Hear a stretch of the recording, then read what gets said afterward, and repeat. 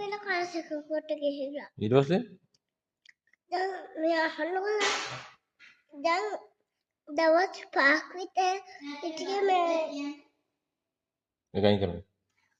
දවස් 5ක් හිටියේ මේ අපේ ඉස්කෝලේ එකේ නේද? එතන මේ යා වෙන කාසකකට ගිහිල්ලා. එයා අනිත් ළමයි අරගෙන ඊට පස්සේ මම ඉතින් මේ එයා මේ හාස් බෑග් කරනවා මෙහෙම. ඉතින් මම මෙහෙම කරගෙන ඉන්නවා. මෙයා නැති වෙලට. එයා උදේ හිටියා. දැන් මෙයා චුට්ටක් කරලා ඉඳලා ගියා.